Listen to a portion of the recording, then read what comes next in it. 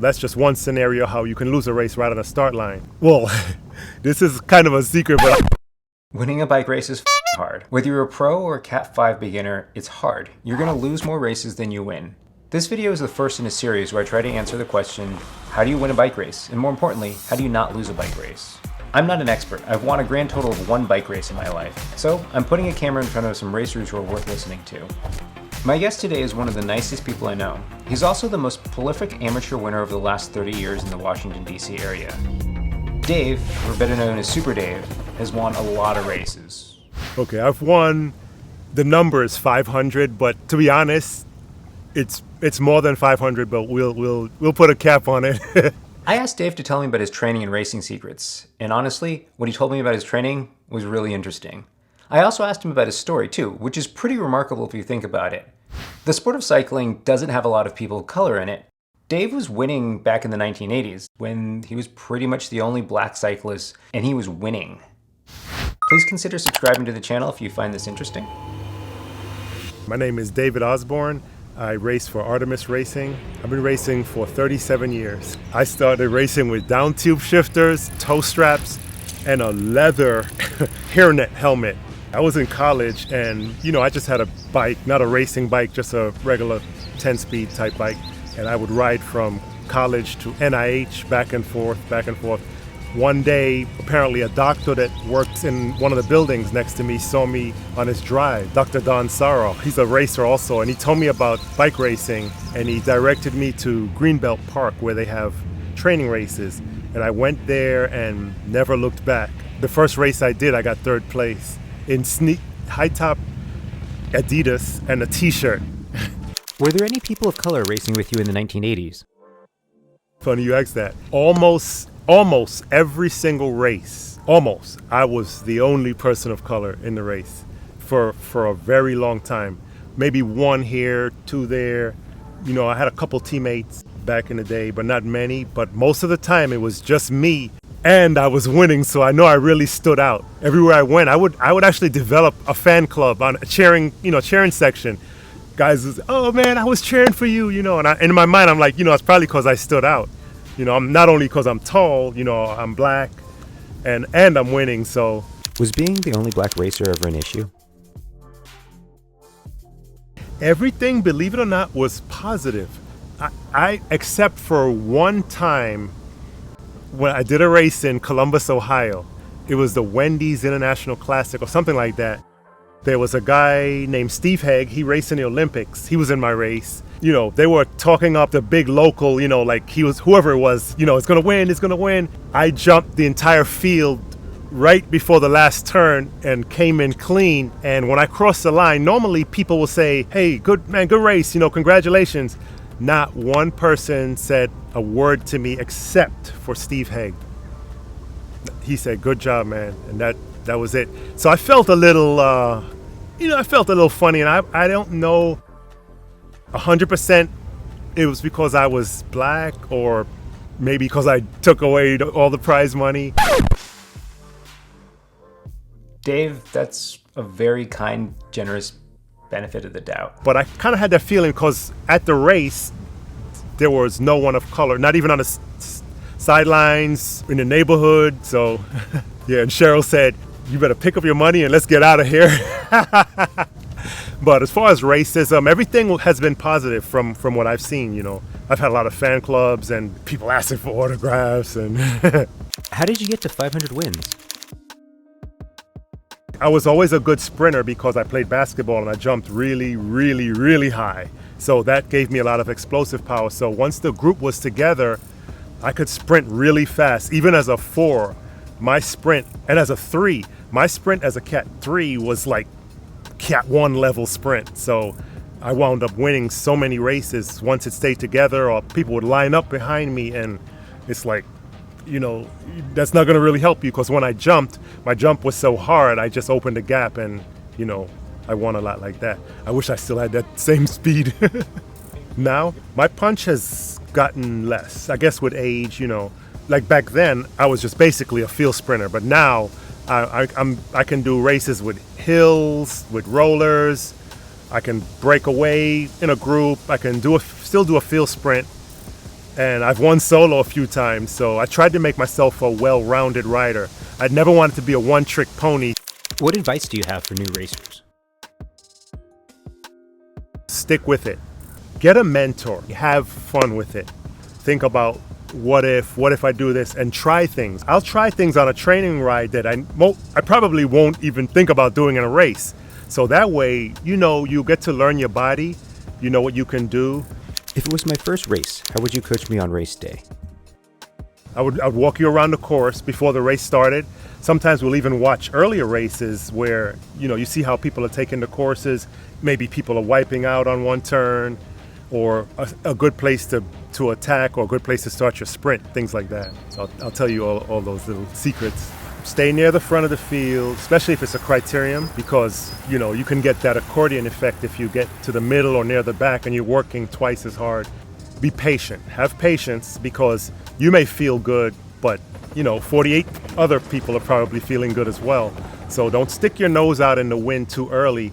I would feel around and see how people are riding, and then you could eyeball, this person is strong, this person, is a good wheel to be behind. So knowing your competition is huge, and knowing the course. What goes on in your head when you race? A lot of times I'll visualize myself winning, which is good, because mental is a big part of the whole game. Because if you're mentally out of it, your race can be over, before you even click that pedal. Yeah, in the beginning of the race, it's kind of a mental game, so you want to be pretty, mentally tough, I would call it. I would start near the front if possible, and then, watch how the corners are, try to build confidence going through corners, watch people. Sometimes you'll study your competition so you know who's fast, which wheels to be around, which ones not to be around. If I say study people, I'm pretty observant when I'm riding, so I usually, this is kind of a secret, but I can usually tell you almost anyone that I've raced with, I can tell you what their weaknesses are. So, that's a good thing to know someone's weakness. Maybe not weakness, but yeah, I would say weakness, where you can, use that to your advantage, whether it be this person can't go through a corner fast, or this one is not really a good sprinter, or if he attacks or she attacks, they're not really going to get too far. How do you train? Now, this is going to be pretty interesting, I think. I've never, ever had a coach in 37 years. And as far as training, I am not a structured type trainer where people will do X number of intervals a day for all sprints, or, a hill climbing day or things like that. My training from when I was a Cat 4 to a Cat 1 is pretty similar.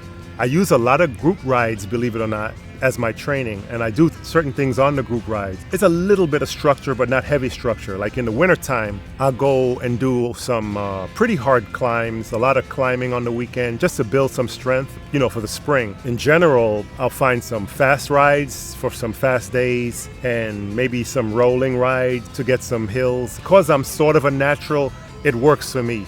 Where on the other hand, a good coach will work very well for someone else. I've had people try to do exactly what I do, and it didn't quite work out, as well.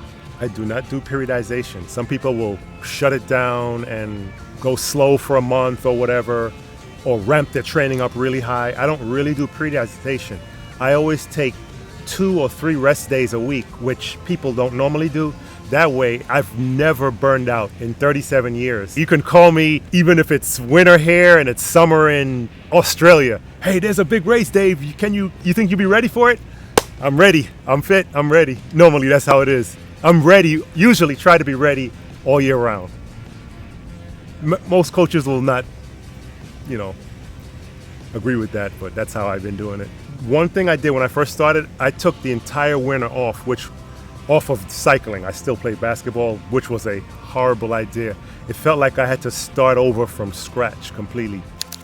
What's your bike setup?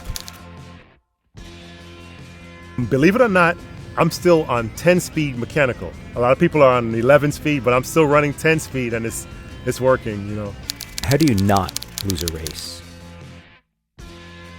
How to not lose a race. For instance, I'm going to use a race that's in our area called the Clarendon Cup. You can lose that race on the start line by starting on the last row. I want to be on the front line at Clarendon. There's so many corners and the speed is so high, it's virtually impossible to move up unless you can do a monster surge somewhere. So that's just one scenario how you can lose a race right on the start line. Another thing is not paying attention. That's one way to lose a race. I've been in races where someone was off the front. I'm sure a lot of people have, and they didn't even know, even the Olympics, the lady was off the front and they didn't even know. So paying attention is very important. Have your equipment checked out. Make sure your gears are shifting, because if your gears stop shifting and they're not dialed in, you're not going to be able to sprint. Position.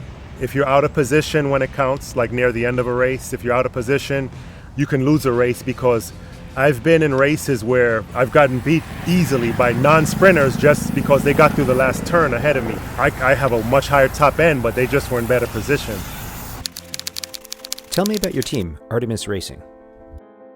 So Artemis was founded in 1999 by Cheryl and 3 other women. And it originally was formed because I think women weren't getting good treatment in cycling, so they formed Artemis to get women together. Like, they were on different teams, but the teams, for instance, they would cater to the men's team, the masters, juniors, but not the women's team, so they formed their own team. So Artemis started as a women's team, and then as time went by, I joined, and then a few guys joined, so then it just became a regular team.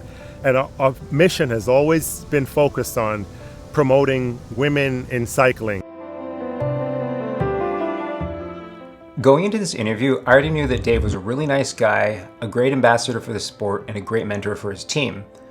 I walked away scratching my head though about his training. You see, most coaches will train you so you'll be really fast at one point in the year, and the trade-off being that you'll be a little bit slower on a lower level the other part of the year. Dave, on the other hand, trains himself so he's just about here, somewhere in the middle, strong and competitive, but never as fit as he could be. I watched Dave's interview about a dozen times before it finally clicked. Dave's training program is perfect for him. You see, he's never been interested in moving on to the next level, which would be a pro, and he's been winning for 37 years, so he doesn't need to change anything. He's able to do things that most coaches would, raise eyebrows at, but he's doing the thing that we all love to do, which is ride a bike. There are a lot of layers to Dave's story, but in the end, for me, Dave's story is about somebody who fell in love with cycling 37 years ago, and is probably going to do it to the day he dies. Usually I'm like bashful with other topics, but cycling, man, I've been doing this so long, I could probably